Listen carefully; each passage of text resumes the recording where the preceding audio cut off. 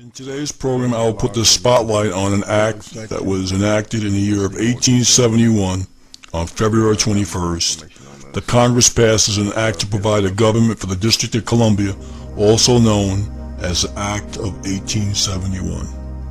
When you fully understand the ramifications of the past, you will then fully understand the ramifications of the present, and you will know how to change the future. And here is where our story begins. With no constitutional authority to do so, Congress creates a separate form of government for the District of Columbia, a 10-mile square parcel of land.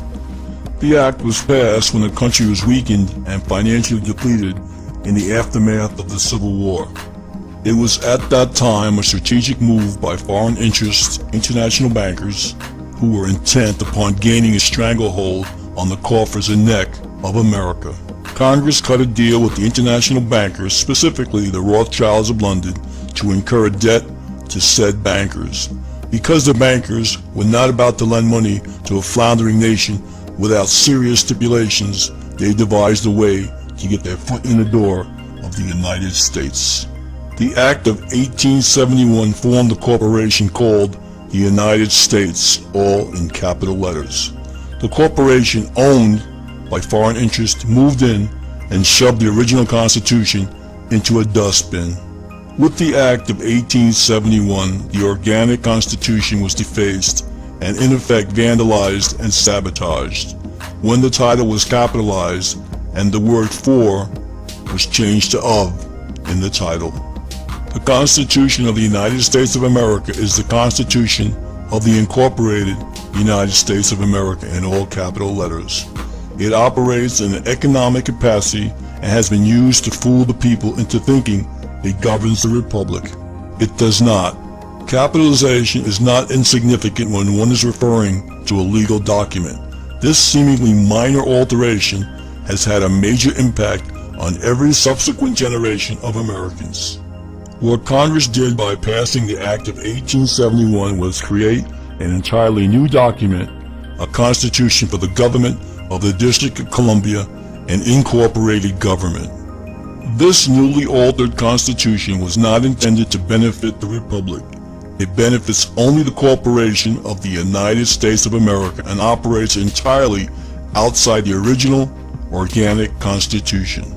Instead of having absolute and unalienable rights guaranteed under the organic constitution, we the people now have relative rights or privileges.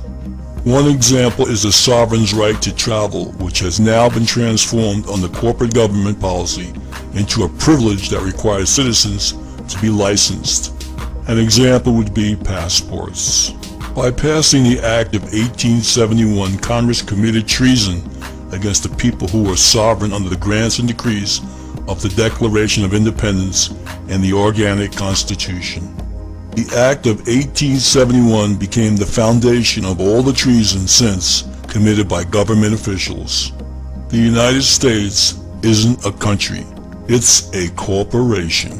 In preparation for stealing America, the puppets of Britain's banking cabal had already created a second government, a shadow government designed to manage what the common herd believed was a democracy, but what was really was an incorporated United States.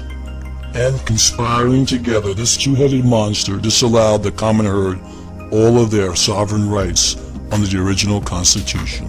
To fully understand how our rights of sovereignty were ended, you must know the full meaning of the word sovereign, which means chief or highest supreme power, superior in position to all others, independent of and unlimited by others, possessing or entitled to original and independent authority or jurisdiction. This description I have cited can be found in Webster's dictionary. In short, our government, which was created by and for us as sovereigns, free citizens deemed to have the highest authority in the land, was stolen from us along with our rights. It is important to keep in mind here that according to the original Constitution, only we the people are sovereign. The government is not sovereign. Our original Declaration of Independence states, government is subject to the consent of the governed, and that's us. It doesn't take a constitutional historian to figure out that the United States government has not been subject to the consent of the governed since long before you and I were born. Rather, the governed are subject to the whim and greed of the corporation, which has stretched its tentacles beyond the 10-mile square parcel of land known as the District of Columbia. In fact, it has invaded every state of the Republic. Mind you, the corporation has no jurisdiction beyond the District of Columbia. You just think it does. You see, my friends, you are presumed to know the law, which is very weird since we the people are taught nothing about the law in school. We memorize obscure facts and phrases here and there, and our teachers only gloss over the Bill of Rights.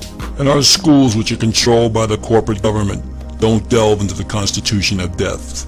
After all, the corporation was established to indoctrinate and dumb down the masses, not to teach anything of value or importance. And certainly no one ever mentioned that America was sold out to foreign interests, and that we were beneficiaries of the debt incurred by Congress, or that we were in debt to the international bankers. Yet for generations, Americans have had the bulk of their earnings confiscated to pay a massive debt that they did not incur. There has been an endless stream of things the people were not told, and now that you are being told, how do you feel about being made the recipient of a debt without your knowledge or consent? After the passage of the Act of 1871, Congress set a series of subtle and overt deceptions into motion, deceptions in the form of decisions that were meant to sell us down the river. And over time, the Republic took it on the chin until it was knocked down and counted out by a TKO. With the surrender of the people's gold in 1933, the common herd was handed over to illegitimate law. And I'll bet you weren't taught that in school. And now the final snapshot. Our corporate form of governance is based on Roman civil law and admiralty or maritime law, which is also known as the divine right of kings and the law of the seas, another fact of American history not taught in our schools. And here's another wake-up call for you. Roman civil law was fully established in the 13 colonies before our nation began, and then became managed by private international law. In other words, the government created for the District of Columbia via the Act of 1871 operates solely under private international law, not common law, which was the foundation of our constitutional republic. And it is this fact that has impacted all Americans in concrete ways. For instance, although private international law is technically only applicable within the District of Columbia and not in the other states of the Union, the arms of the corporation of the United States are called departments. As an example, the Justice Department, the Treasury Department, and those departments affect everyone, no matter where and what state that you live. Guess what? Each department belongs to the corporation, to the all capital letter United States. I now pose the question, how do you feel that you know that you are now being ruled by a corporation? A corporation that operates under Roman civil law outside the original Constitution. I challenge everyone listening to contact their congressman and see what they have to say about this. Congress is fully aware of this deception. What this great deception really means is that the members of Congress do not work for us, for you and me. They work for the corporation, for the all capital letter United States. Is it any wonder why we can't get Congress to do anything on our behalf or meet our demands or answer our questions? And here's the bottom line. Technically, legally, or any other way you want to look at this matter, the corporate government of the all capital of the United States has no jurisdiction or authority in any state of the Union, the Republic, beyond the District of Columbia.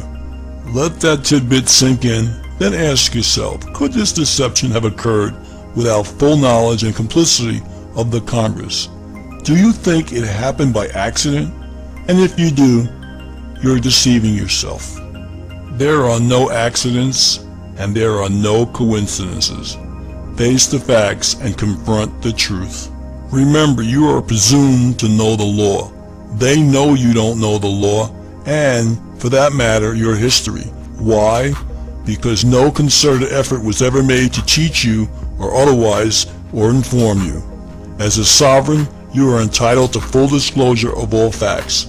As a slave, you are entitled to nothing other than what the corporation decides to give you. Remember also that ignorance of the law is no excuse. It's your responsibility and obligation to learn the law and know how it applies to you. No wonder the arrogant corporation counted on the fact that most people are too indifferent, unconcerned, distracted, or lazy to learn what they need to know to survive within this system. We have been conditioned to let the government do our thinking for us. Now's the time to turn that around if we intend to help save our republic and ourselves before it's too late.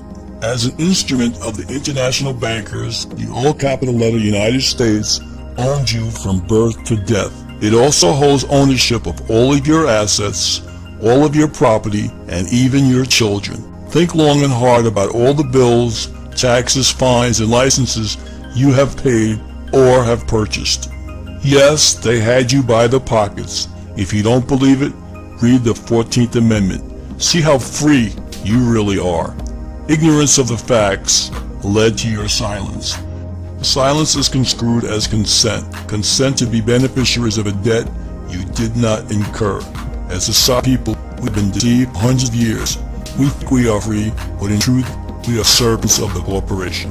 Congress committed treason against the people in 1871. Honest men could have corrected this fraud and treason, but apparently there weren't enough honest men to counteract the lust for money and power.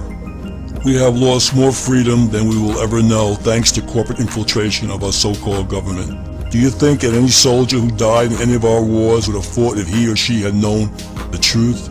Do you think that one person would have laid down his or her life for a corporation? How long will we remain silent? How long will we perpetrate the myth that we are free? When will we stand together as one sovereign people? When will we take back what was stolen from us? And in closing, I would like to ask the final question. If the people of America had known to what extent their trust was betrayed, how long would it have taken for a real revolution to occur? What we need now is a revolution in thought. We need to change our thinking. Then we can change our world. Our children deserve their rightful legacy, the liberty our ancestors fought to preserve, the legacy of a sovereign and fully free people. If we do not learn from the past, we'll be doomed to repeat it. I'd like to thank everyone for watching The Act of 1871.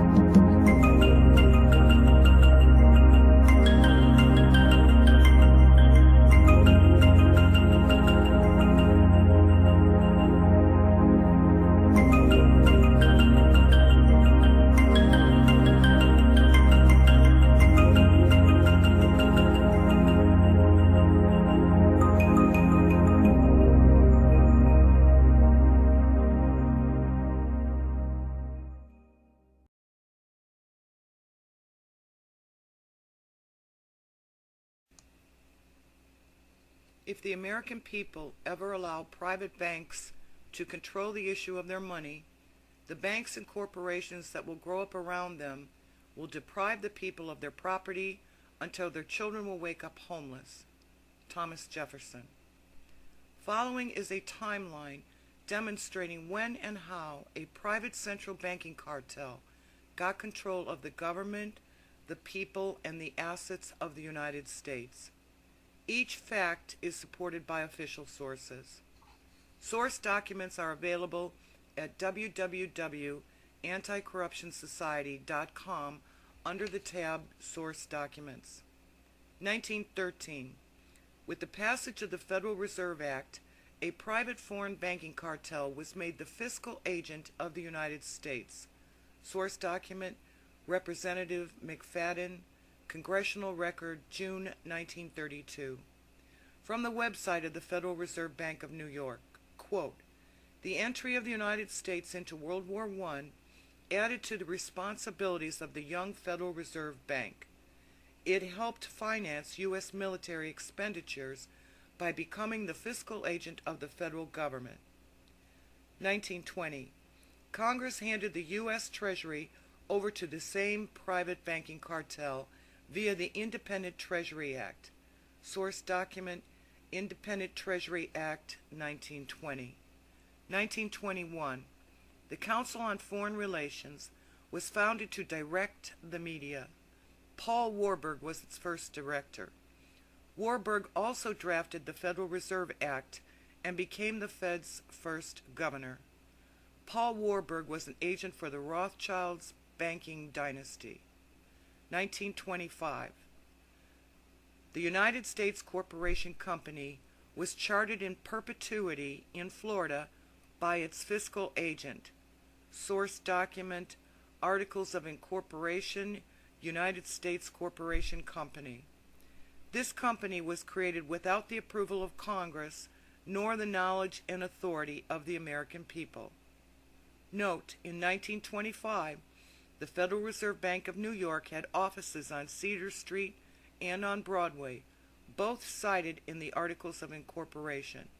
Source document, Articles of Incorporation, United States Corporation Company. The United States Corporation Company created a maximum of 100 shares of stock.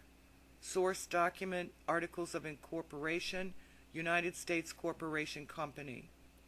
The Articles of Incorporation revealed the names of 3 individuals who held only 5 shares. The other shareholders were not identified. 1920s. The U.S. Treasury was raided by the private Federal Reserve Bank, who then caused the Great Depression and bankrupted the United States Corporation Company. Source document, Representative Louis McFadden. Congressional Record, June 1932. 1933. A state of emergency was claimed, and Congress gave the President unconstitutional emergency powers. Source document, Congressional Record, March 1933.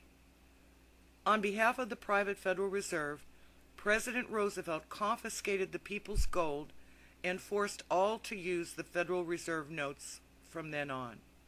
Source document, Congressional Record, March 1933. The Federal Reserve is a private corporation. Therefore, their notes are privately owned currency. The people and the property of the United States was hypothecated and placed unlawfully in a public trust. Source document, Representative Traficant, Congressional Record, March 1993. Hypothecate means to pledge as security without delivery of possession. 1933. The Internal Revenue Service was chartered in Delaware as a private corporation. It is not a division of the U.S. Treasury. Source document, Internal Revenue Service Corporate Charter, 1933. The United States is a private corporation with unnamed stockholders.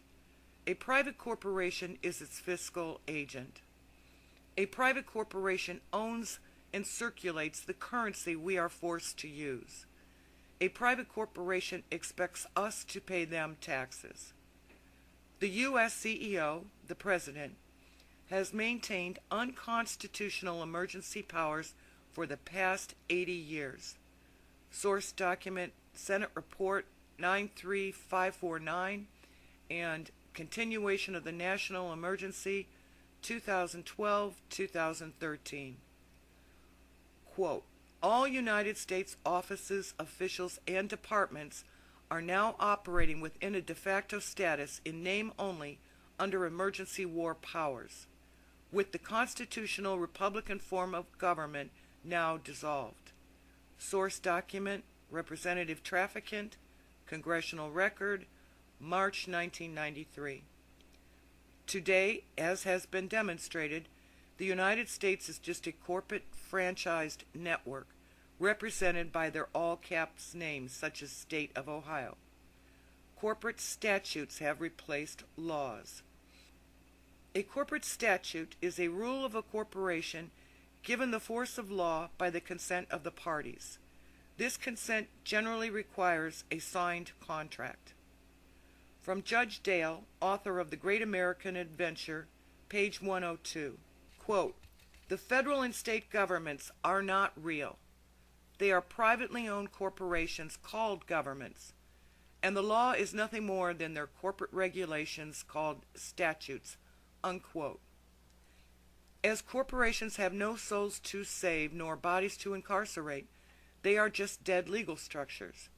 A dead legal structure cannot represent living people nor obligate living people to laws.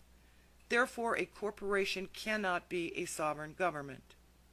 It can only be a legal structure for commercial contracts, which is all the so-called United States government franchise network is.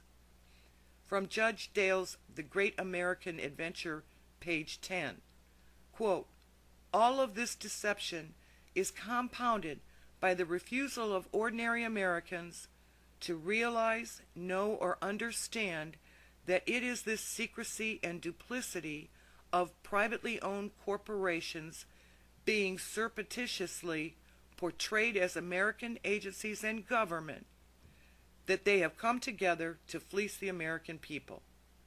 For more information, read Judge Dale's The Great American Adventure.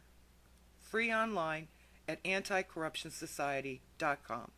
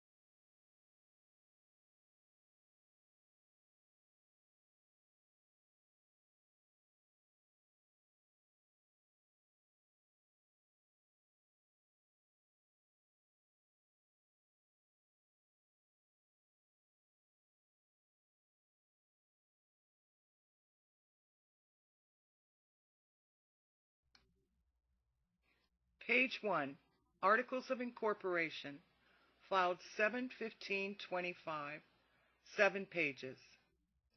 Page 2, Certificate of Incorporation of United States Corporation Company, filed in Office Secretary of State of the State of Florida this 15th day of July, A.D. 1925. Signed by H. Clay Crawford, Secretary of State. United States Corporation Company, Dover, Chicago, Albany, St. Louis, Jersey City, Philadelphia, Los Angeles. International Corporation Company, Rue de la Paix, Paris. Executive Office, 65 Cedar Street, New York City. Page 3. Received July 15, 1925, State of Florida. Certificate of Incorporation of United States Corporation Company. Number 1. The name of the corporation is United States Corporation Company. Number 2.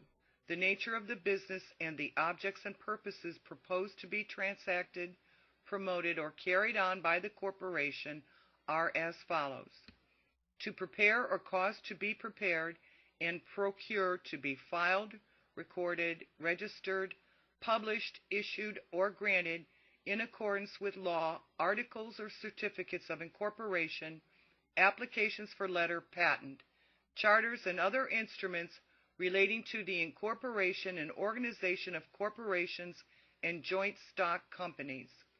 To prepare or cause to be prepared and procured to be filed, recorded, registered, published, issued, or granted, certificates, reports, statements, applications for licenses to do business, or other instruments in relation to domestic and foreign corporations, companies, or associations, to provide and maintain domiciliary and other offices and facilities for corporations, companies, and associations, and to act as agent in charge thereof, and upon whom process against or any official notices to any such corporation, company, or association may be served or given, and for any other lawful purpose, to act as the fiscal or transfer agent of or registrar of the stock or securities issued by any public or private corporation, and in such capacity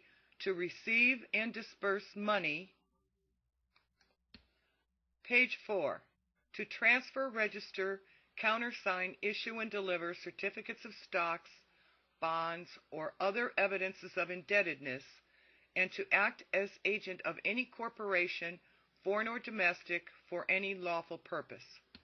To carry on the business of an appraisal and audit company, and in connection therewith, to make examinations and appraisals of the business and property of corporations and individuals, to examine and audit their books and accounts, and to make reports and certificates in respect thereof, to publish and deal in books, periodicals, pamphlets, legal forms, and blanks of all kinds, to acquire by purchase or otherwise, and to hold for investment or otherwise, to use, sell, lease, or dispose of real estate and real property, and any interest, estate, or rights therein, to acquire by purchase, subscription, or otherwise, and to hold for investment or otherwise, and to use, sell, or dispose of shares of stock, bonds, or any other obligations or securities of any corporation,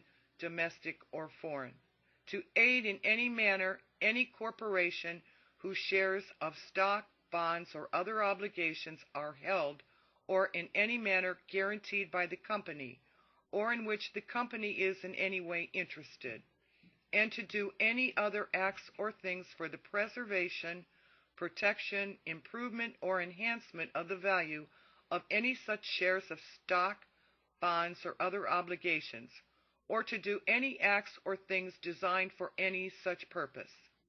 And while owner of any such shares of stock, bonds, or other obligations, to exercise all the rights, powers, and privileges of ownership thereof, and to exercise any and all voting powers thereon, to acquire by purchase or otherwise, and to hold, own, use, grant licenses in respect to, or otherwise turn to, account or dispose of any copyrights, trademarks, inventions, patent rights, and letters patent of the United States or of any other country.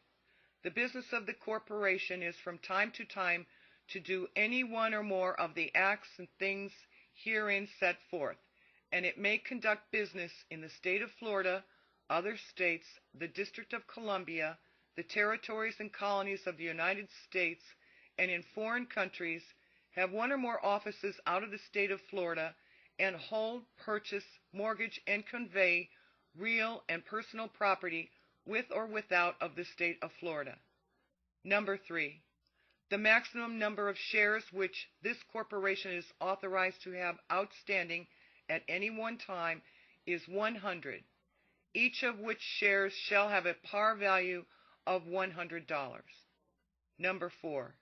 The amount of capital with which the corporation will begin business is $500. Number 5. The corporation is to have perpetual existence. Number 6. The principal office of the corporation shall be located in the Centennial Building, Tallahassee, Leon County. Number 7. The number of directors shall be 3. Number 8. The names of the directors who shall hold office for the first year of the corporation's existence, or until their successors are elected and have qualified, and their post office addresses are as follows. Page 6. Harry O. Coughlin, 150 Broadway, New York, New York. Samuel B. Howard, 150 Broadway, New York, New York. Arthur W. Britton, 150 Broadway, New York, New York. Number 9. The names and post office addresses of the subscribers of this certificate and the number of shares of stock which each agrees to take are as follows. Louis B. Gunther, 150 Broadway, New York, New York, 2 shares. Samuel B. Howard, 150 Broadway, New York, New York, 2 shares. Arthur W. Britton, 150 Broadway, New York, New York, 1 share. Number 10. The directors and stockholders shall have power to hold their meetings and to have one or more offices and to keep the books of the corporation, except the original or duplicate stock ledger, outside of the state of Florida, at such place or places as from time to time may be designated by the bylaws or by resolution of the board.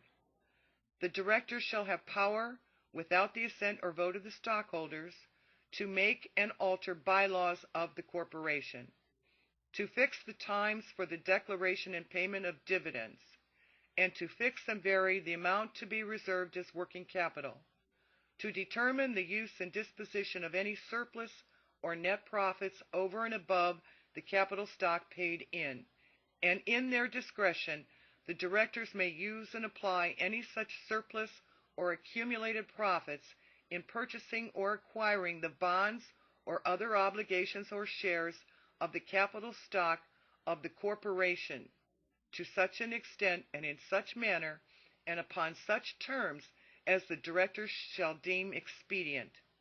But shares of such capital stock so purchased or acquired may be resold unless such shares shall have been retired for the purposes of decreasing the corporation's capital stock as provided by law. Page 7. We, the undersigned, being each of the original subscribers to capital stock hereinbefore named, do hereby associate for the purpose of establishing a corporation pursuant to the Corporation Law, State of Florida, 1925. Witness our hands and seals the 7th day of July, 1925. Louis H. Gunther, Samuel B. Howard, Arthur W. Britton. In presence of Samuel G. Wood, as to all. State of New York, County of New York, July 7th A.D., 1925, personally appeared before me, a notary public, in and for New York County, duly authorized to take acknowledgments. Louis H. Gunther, Samuel B. Howard, and Arthur W. Britton, to me known and known to me to be the persons described in and who executed the foregoing instruments, who each acknowledged to me that he executed the same freely and voluntarily as and for his act and deed for the uses and purposes therein expressed. Witness my hand and official seal the day and year in this certificate first above written at New York, New York County, New York. Samuel G. Wood, Notary Public. My commission expires March 30th, 1927.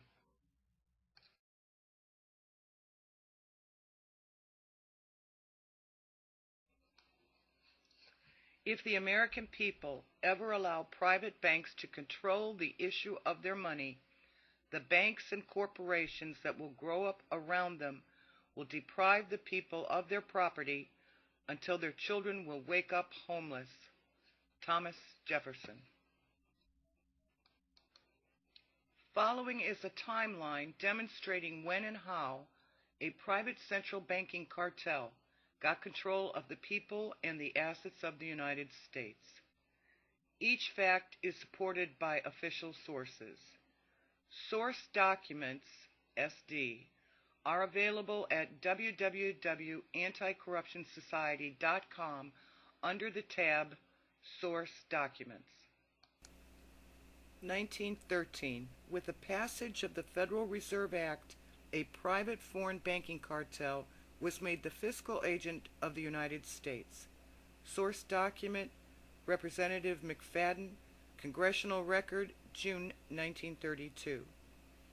From the website of the Federal Reserve Bank of New York, quote, "The entry of the United States into World War I added to the responsibilities of the young Federal Reserve Bank. It helped finance U.S. military expenditures by becoming the fiscal agent of the federal government.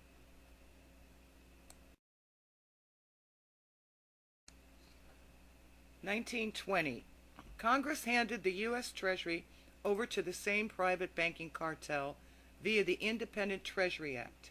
Source document: Independent Treasury Act, 1920. 1921. The Council on Foreign Relations was founded to direct the media. Paul Warburg was its first director.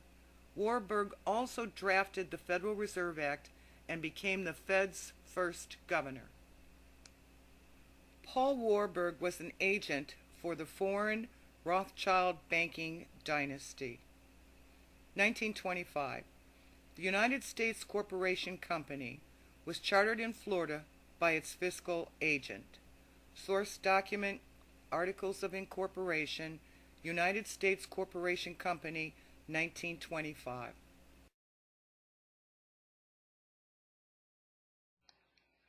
This company was created without the approval of Congress nor the knowledge and authority of the American people. Note: in 1925, the Federal Reserve Bank of New York had offices on Cedar Street and on Broadway, both cited in the Articles of Incorporation. Source document: Articles of Incorporation, United States Corporation Company, 1925. 1920s. The U.S. Treasury was raided by the private Federal Reserve bankers, who then caused the Great Depression and bankrupted the United States Corporation Company. Source document: Representative McFadden, Congressional Record, June 1932. 1933. A state of emergency was claimed, and Congress gave the President unconstitutional emergency powers. Source document: Congressional Record, March 1933.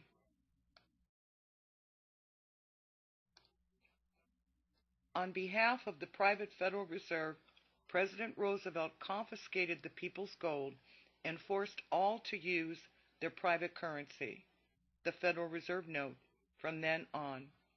Source document: Congressional Record, March 1933. The property and the people of the United States was hypothecated and placed unlawfully in a public trust. Source document: Representative Trafficant, Congressional Record, March 1993. The Internal Revenue Service was chartered in Delaware as a private corporation. It is not a division of the U.S. Treasury. Source document: Internal Revenue Service Corporate Charter, 1933. The U.S. President, CEO, has maintained unconstitutional dictatorial emergency power for the last 80 years. Source documents: Senate Report 93549, 1973, and Continuation of the National Emergency, 2012-2013. Today, as has been demonstrated, the United States is just a corporate franchised network represented by their all-cap names, such as State of Ohio. Corporate statutes have replaced laws. A corporate statute is a rule of a corporation given the force of law by the consent of the people. This consent generally requires a signed contract. As corporations have no souls to save nor bodies to incarcerate, they are just dead legal structures.